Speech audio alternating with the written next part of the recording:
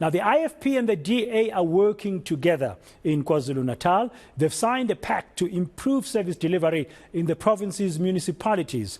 Today, the DA's Christo Botha was inaugurated as the Deputy Mayor of Umhlathuze.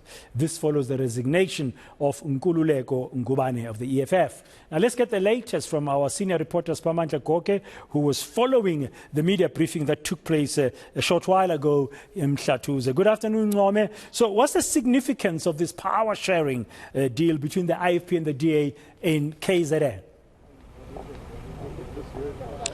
It simply means the start of a long political journey that many people anticipate and predict that it may or could culminate into what is known as a formalized coalition agreement between the DA and the IFP in KwaZulu-Natal. It started off as a service delivery pact which was signed a few months ago, and today there was that strategic collaboration that was displayed by both parties as well.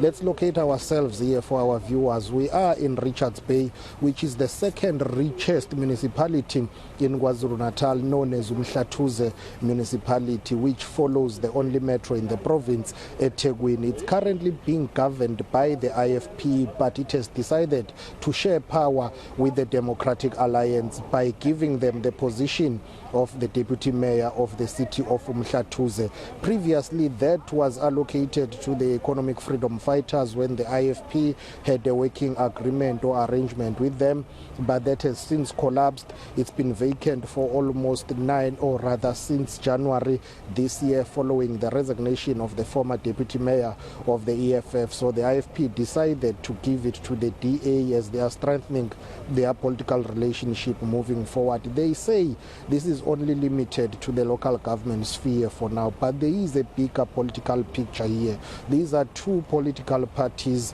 that are number 2 and number 3 in the provincial legislature of KwaZulu-Natal, with the IFP being the official opposition in the province and the DA being the third biggest party in the province. They are clearly trying to formalize something, but they are keeping it under wraps with the hope that they want to align it with what is happening at a national level, even though they are dealing with the local dynamics at the moment. Let me give you the breakdown of the seats here. The ANC has got 25 seats here. They previously held 26 seats in the council, but one of their councillors has since resigned, and that is Lindokuhle Ndlovu.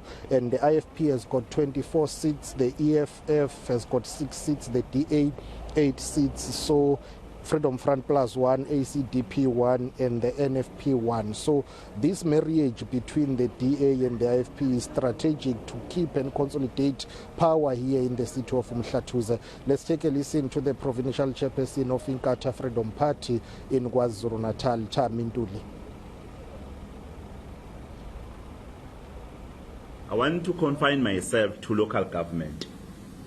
Because the service delivery pact we signed with the DA was about local government. We have not entered into any discussions about what will happen when after 2024. However, I may not rule it out that parties may have engagements and make an appropriate decision at a particular point in time. We have a formalized coalition arrangement with the DA. We have signed it in front of the media and in front of the public, and I think the outcomes that we have seen today is because of a stable coalition arrangement which exists between the IFP and the DA. So, Ncome, there, Mr. Ntuli clarifying that there is a formal arrangement in the province between the two parties, but are they working together there with the blessings of their national leaders?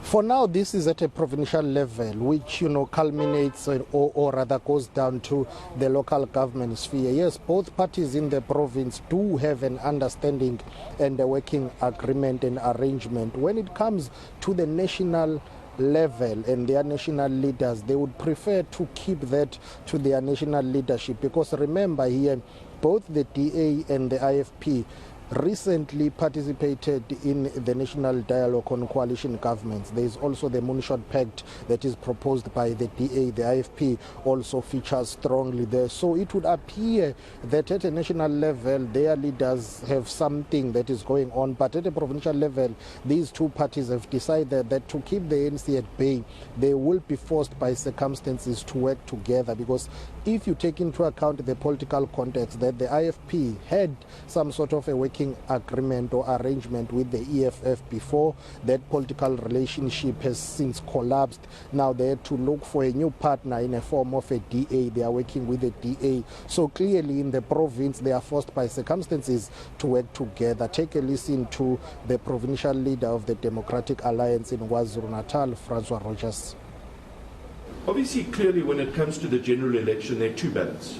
You've got your provincial ballot and you've got your national ballot. And the national leadership are running on a moon pact shot. We in KwaZulu-Natal, with the IFP, looked at our opportunities in this particular province. And we said to ourselves, and looking at the declining support of the ANC in the past two elections, not just in the last 2021 election, but if you remember, the ANC lost 1 million votes in this province in the last general election. And it's based on that. So, to my understanding, we're on a totally separate election campaign.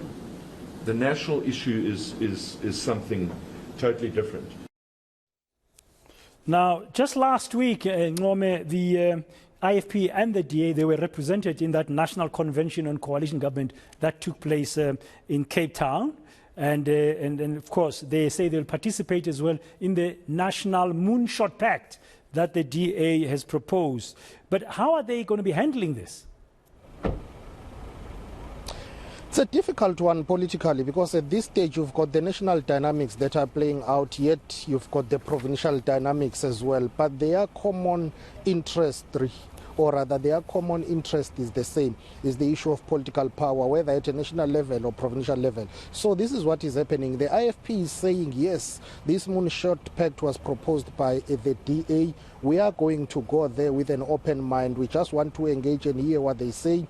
We will put our submissions on the table. We will listen to them and take it from there, as long as it will produce the desired results that will consolidate all political power, or rather all political parties being able to implement their manifestos, provide services to the people. And they are saying, as the IFP, they will only consider taking part if that will be the outcome. But for now, they say they do not have any preconceived ideas or conclusions about that. They will go there, listen, make their input and take it from there. But it will seem in the province, both parties have concluded that there is no other way except to work together. Let's take a listen to the Secretary General of Inkatha Freedom Party, Mr. Siphamandla Goge. We just approaching that convention with the minds which says we do not want to bring preconceived ideas. We want to be open-minded and make sure that when we engage with other parties there, we do what people of South Africa expect. It's not the IFP that is important, it's not the DA, it's not other parties that are important. What is important is what people want. People want to be served, and we want to do just that. Make sure that the product of that convention is what people want to get the services from whichever party. That is why then we will be meeting with those like-minded parties, and we believe that out of that will come a very good approach of making sure that people get their services. Because that is what the parties exist for. Otherwise, we wouldn't. It's not necessary. It wouldn't be necessary for the parties to be here if people were getting their services. IFP Secretary General, they're ending that update from Siphamandla Goge about the latest deal between the IFP and the DA to work together in Mhlathuze. That's where Richards Bay is positioned in KwaZulu-Natal.